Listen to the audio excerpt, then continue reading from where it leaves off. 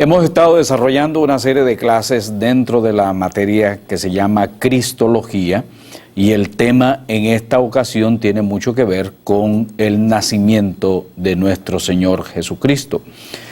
En ocasiones anteriores hemos estado hablando también acerca de lo que nosotros llamamos Cristología de atrás, que es todo lo que los profetas estaban anunciando de quién sería el Mesías. Vimos algunos elementos también con relación a las herejías que se habían lanzado o que habían surgido a través del tiempo y cómo éstas trataban de atacar la fe cristiana o los cimientos de la fe cristiana. Con el paso del tiempo surgieron muchas herejías más, como la del gnosticismo, que fue una de las más fuertes, y el docetismo, que era una de las doctrinas que negaban que Jesucristo haya venido en carne. Y por eso es bueno ver un poquito sobre la historia de Jesús de Nazaret, y en este caso del nacimiento del Mesías. ¿Por qué? Porque han surgido muchos ataques a la fe cristiana y seguirán habiendo ataques porque siempre han existido personas que han pretendido detener algo que es imposible detener, y esto es el crecimiento del cristianismo en el mundo. Hemos encontrado nosotros que han habido muchos ataques, por ejemplo, novelas como esta, que el Código Da Vinci. Hemos visto también sobre temas acerca de se encontraron los restos de la familia de Jesús, del sepulcro donde Jesús estuvo con su familia, esto y lo otro. Entonces siempre han habido invenciones, y por supuesto que hay sectores ateístas que cuando ven algo como esto, que son novelas y que se convierten en bestsellers, ellos corren tras eso para una vez más argumentar sus posiciones ateas. En el caso de nosotros, seguimos con una firme convicción de que Jesucristo es el Señor, es el Hijo del Dios Altísimo. Su nombre es Yahshua, que lleva esa misma parte del nombre de Yahvé, salva, Yahshua, y que lo encontramos latinizado y también en griego como Jesús, debido a la traducción de la Septuaginta también, que influyó bastante en esto. Pero en sí han habido muchos ataques a la fe cristiana, y sobre todo han tratado, observe usted bien, han tratado de buscar no simplemente los ataques a situaciones morales de parte de los líderes, a situaciones de injusticia de parte del liderazgo, no. Los ataques han ido mucho más a fondo, como es que encontraron el rollo acerca de Judas, como es que encontraron otros rollos más, pergaminos que ponen en peligro la fe cristiana, y así es como lo publicitan. Ellos tratan de meter cierto temor en las personas, tratan de introducir cierto nerviosismo, cierto pánico dentro de las iglesias, lo cual es una tremenda equivocación y un tremendo, por supuesto, un tremendo error. Para nosotros, los que hemos creído en Jesucristo, ataques han venido de parte de muchas personas. Ya lo dije, los monarquianos en el tiempo pasado con los gnósticos, el sabelianismo, y arrianismo y tantas otras cosas más, y distorsiones de la fe cristiana, como hasta el día de hoy han existido entre los mormones, los testigos de Jehová, las sectas Solo Jesús, esta última que apareció Creciendo en Gracia, la de Waco, Texas, y otras sectas más que han ido surgiendo, donde hombres se declaran a sí mismos ser los Mesías, donde hombres se declaran a sí mismos ser los ungidos de Yahvé, los ungidos de Dios. Pero la historia y los hechos mismos han demostrado que esto ha sido puro fanatismo religioso, a lo cual hay que tenerle cuidado. Quizás en temas posteriores nosotros vamos a estar hablando los riesgos del fanatismo religioso aún dentro de las instituciones cristianas. Pero en este caso vamos a hablar un poquito de pasajes bíblicos tan importantes como los que hay en Mateo, como los que hay en Lucas, que son los dos que recogen más todavía sobre el nacimiento del Mesías. Unos son pastores y lo que Mateo pone, no lo pone Lucas, que son la visita de los magos también, que es lo que pone Lucas acerca de los elementos de Simeón, acerca de los elementos de Ana. Todo esto, lo que no puso uno, lo puso el otro, y para nosotros pues nos trae grandes luces. Ahora bien, a manera de rápida, de introducción, la figura del nacimiento del Mesías, Jesús, el niño Jesús, nos da a nosotros los elementos bíblicos a pensar de que realmente Él existió, no solamente porque los escritores arrojan luces de fechas, de acontecimientos, de personajes que la historia misma los ha llegado a reconocer, como era el rey Herodes, como lo fue el censo dentro de sus acciones y muchas otras cosas más que sucedieron. Los escritores pues tratan de recoger esos elementos.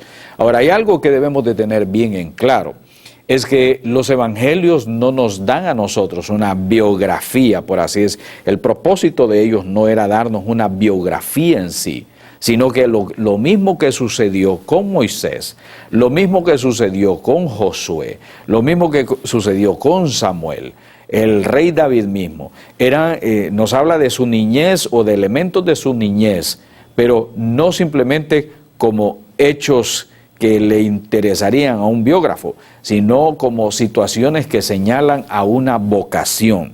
Lo que nos habla la Escritura es cuál es la vocación para la cual está siendo llamado ese niño. Y de hecho esto mismo sucede con Yahshua. Lo que los evangelios nos presentan es más que todo una proyección hacia su vocación, hacia el trabajo que él va a desempeñar, hacia el ministerio que él va a desarrollar, más que en los otros elementos que podrían ser de interés solamente para un biógrafo. En el caso de nosotros, pues agradecemos al Señor que nos permite ver esta escritura que nos proyecta los elementos que nos van a servir como elementos de juicio y que nos ayudan también acerca de la fe en Cristo Jesús. Estos elementos son muy, pero muy importantes para nosotros. Tenemos así, a manera rápida, que ver el testimonio de Herodes, su furia contra aquel que había sido el niño que había nacido, el testimonio de él, la muerte de los niños que él dio la orden. Encontramos nosotros el testimonio de los pastores, como lo hemos dicho anteriormente. Tenemos también el testimonio de Simeón, tenemos el testimonio de Ana la profetisa y tenemos los testimonios de la visita de los magos. Todos estos elementos son como una especie de rompecabezas que nos ayuda a nosotros. Para nosotros es muy fácil, nos ayuda a nosotros, pero en el cual muchos se han perdido debido a que llegan a la Escritura con prejuicios. La persona que lleva con ideas preconcebidas, la persona que llega con prejuicios, le va a ser muy difícil, definitivamente le va a ser muy difícil y puede esconderse, puede perderse en el laberinto de tantas cosas que nosotros encontramos en la Escritura. Por ejemplo, usted puede abrir así rápido Mateo y usted puede ver en Mateo en el capítulo 1, ahí, y los versos del 23 en adelante. Donde el 22 en adelante, donde dice: todo esto aconteció para que se cumpliese lo dicho por el Señor por medio del profeta, cuando dijo: he aquí una virgen concebirá y dará a luz un hijo y llamará a su nombre Emmanuel, que traducido es Dios con nosotros. Y vemos aquí también que Mateo recoge la visita de los magos, que para nosotros es algo muy interesante. Por ejemplo, tradición y el texto bíblico muchas veces difieren. La iglesia, desde sus primeros siglos, cuando ya fue institucionalizada con Constantino y de ahí para allá, fueron desarrollando una serie de tradiciones que estaban muchas veces en contraposición con lo que realmente la Biblia enseña. Y podemos encontrar nosotros dentro de esas tradiciones que se hablan de 3 magos que llegaron al pesebre, y hasta el día de hoy usted lo va a ver en las casas, precisamente en el mes de diciembre, en las casas donde ponen un pesebre y junto con ese pesebre ponen ahí a Jesús, ponen unos animales y ponen también 3 magos visitando ahí el pesebre. eso queda dentro de lo que es la conciencia popular y entonces la gran mayoría de personas van tras la corriente de lo que les dicta la conciencia popular y no tras lo que realmente la Escritura nos enseña. Para nosotros, el hecho que la Biblia mencione los magos de Oriente es de vital importancia. Observe usted esto. Estos magos vienen y visitan al rey Herodes y vienen preguntando, porque hemos visto la estrella y esa estrella nos lleva a donde ha nacido el niño, que sería pues lógicamente el ungido, el libertador, el rey. Y entonces Herodes, cuando escucha de esto, Herodes se llena de celos. La historia nos dice que Herodes el Grande era un hombre celoso del poder, él no aceptaba rivales. Una vez que él escuchaba de alguien que quería el trono, él le caía encima y hacía todo lo posible por destruir a aquella persona. ¿Cuál sería su reacción cuando tiene 3 visitas de sabios? Que me imagino yo que estos sabios no vendrían solos, estos eran caravanas que se hacían en aquel entonces, cuando especialmente si iba a ser a la visita del niño rey que había nacido, el rey de los judíos. Entonces, ¿qué habría de hacer con eso? Lógicamente una caravana, no llegarían 3 hombres simplemente en camellos, sino me imagino yo que traerían una cantidad de gente con ellos para ver, para gozarse, para alegrarse. Algo así ha de haber sucedido. 3 solos a través del desierto era un tremendo riesgo. Pero bien, eso solamente la historia en aquel entonces podrá decirlo, podrá determinarlo en el entendido que habría que leer muchos libros más para que nos expliquen qué era lo que sucedía cuando sabios como estos querían visitar o querían llegar a un acontecimiento como el que estamos describiendo ahorita. Lo importante de todo esto es el celo que se despierta en el gobernante de saber que el niño, el ungido, el que sería rey de Israel, habría nacido. El celo que se despierta en este poderoso gobernante, en este monarca, el político mismo tiene temor de que haya nacido otro al cual el pueblo habrá de adorarle. Estos vienen con la intención de adorar, de postrarse, como dice la palabra griega proskinesis, de colocar la frente en el piso para adorarlo. ¿Y cómo es esto que habrá de adorarse a ese niño que nació y a mí como rey no me están adorando? Entonces esto lógicamente despierta los celos del monarca, del político, del gobernante, del que tiene el poder en ese tiempo, y él manda a llamar a los escribas, manda a llamar al sacerdote que le digan dónde y cuándo, dónde sucederían estas cosas, y lógicamente pues ellos le dicen, bueno, se habla de que en este lugar, en Belén habría de nacer, Belén Éfrata que se le menciona. Y entonces, por cierto, que cuando se dice Belén, se está hablando de lo que se traduce al español como casa del pan, eso significa Belén. Interesante que ahí naciera Jesús, y con razón Jesús decía, yo soy el pan de vida, había nacido en Belén. Herodes en sus celos se ciega, pero trata de ser como buen político, trata de decirle a ellos, vayan y encuéntrenlo y me avisan dónde está para que vaya yo también y lo adore. La falsedad del político. Por eso hay que tener cuidado con muchos políticos, hay que tener cuidado con mucha gente falsa que usa la religión.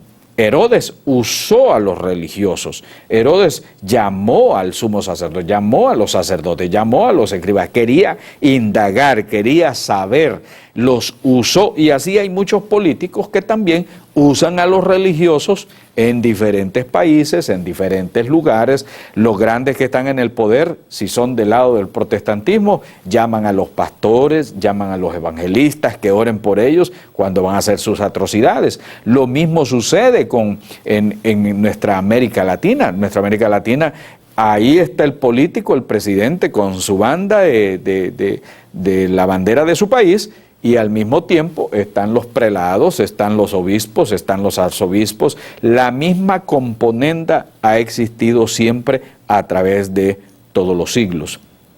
Y es un aspecto que uno tiene que tener mucho cuidado. El otro elemento que aquí nos llama la atención con relación al nacimiento del Hijo de Dios, al nacimiento de Yahshua, del Mesías, es que cuando los magos o los sabios van a hacer la visita, no es al pesebre.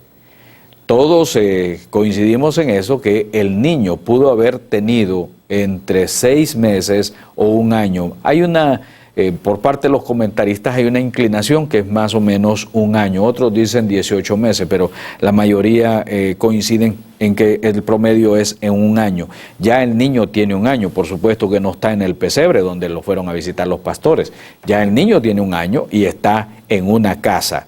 Y lógicamente ellos van a esa casa, el niño ya está grandecito ahí y le traen oro, incienso y mirra, 3 elementos. Esto no significa necesariamente que hayan sido 3, porque la visita dice los magos de Oriente. Se deduce que era porque trajeron, uno pudo haber traído oro, el otro incienso y el otro mirra. Todo esto, oro, incienso y mirra, tiene mucho que ver, pues el oro es el rey de los metales y están visitando lógicamente a un rey. El incienso, pues la tarea era sacerdotal de aquel que habría de venir, y la mirra, que es la que le colocan muchas veces a los que mueren. Entonces, de esta manera, estos sabios de Oriente no traen regalos comunes y corrientes, están trayendo regalos que tienen un sentido profético profundo y que para nosotros también es importante. El hecho mismo que Jesús haya sido visitado por los magos, el hecho mismo que el sacerdote al verlo dicen, bueno, han visto esta gracia, han visto a quien sería el que habría de redimir a Israel. O Ana la profetiza también. El testimonio de ellos fue de gran importancia. ¿Dónde nació Jesús? ¿Cuál era la misión de Jesús? ¿En qué lugar apareció Jesús? Nació Jesús, como dije anteriormente. ¿Qué elementos le rodearon? ¿Qué luchas se aparecieron en el camino como una fuerte oposición al nacimiento del Mesías? Porque hay otro elemento importante también que los evangelistas recogen, y es que el Mesías, es decir, el niño, con su padre José y María, tuvieron que huir a Egipto por una revelación que tuvo José de parte de un ángel. Tenían que huir a Egipto. Ahora, esa huida a Egipto también revela muchísimo, puesto que Israel había llegado a Egipto por el hambre que había, pero posteriormente salieron de Egipto a la tierra prometida. En este caso, posteriormente también, Yahshua, el niño, con sus padres, regresan también a la tierra que el Señor les había dado. Vemos nosotros todos esos elementos que se conjugan: profundidad teológica, lineamientos teológicos, conexiones teológicas, fuerzas opositoras, gente que trataba de obstruir el nacimiento o el desarrollo del niño Mesías. Opositores existieron después durante todo el desarrollo de su ministerio.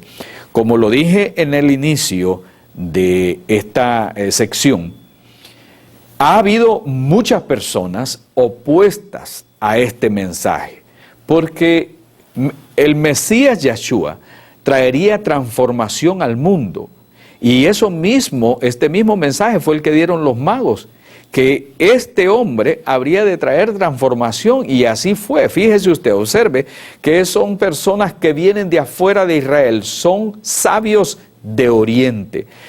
Y traen un mensaje, traen una visita, traen un regalo, porque este habría de ser el libertador de las naciones.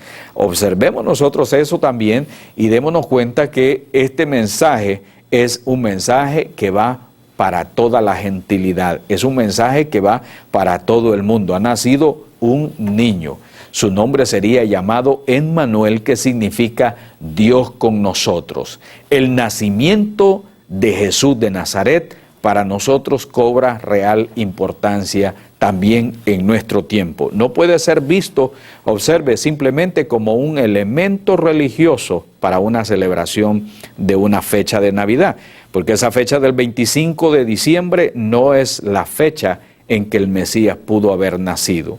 Jamás pudo haber nacido en esa fecha. Lo que sucedió fue que en aquellos tiempos de Constantino se sustituyó la fecha del nacimiento del Mesías porque se celebraban las famosas Saturnalias, que eran celebraciones paganas.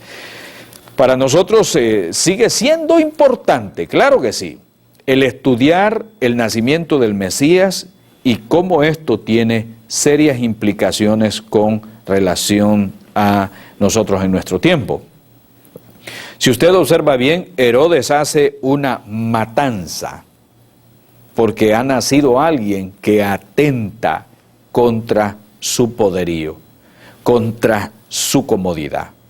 Y uno también observa y ve con gran dolor, porque en aquel tiempo ha de haber sido muy doloroso para muchas madres el hecho que le mataran a sus hijos inocentes por el dolor, el celo de un monarca.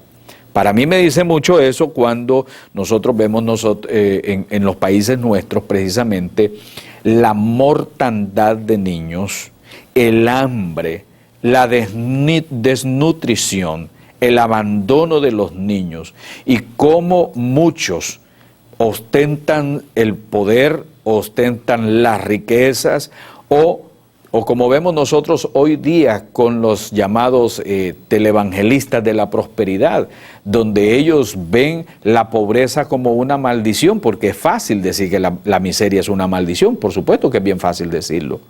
Pero el asunto es que para ver qué es lo que sucede con todas esas poblaciones, por qué están en esas condiciones, nos vamos a llegar a dar cuenta que están en esas condiciones porque existe gente injusta. Están en esas condiciones porque existen gobernantes que piensan solo en ellos. Están en esas condiciones porque hay personas que tienen el capital suficiente como para darle de comer a miles de orfanatos y sin embargo los acumulan para sí. Hace poco estuve viendo una revista que decía los más grandes millonarios de América Latina. Y uno ve a fulano, tantos millones de dólares, ve al otro, tantos millones de dólares. Y uno se queda pensando, ¿y cuántos orfanatos están sin comer?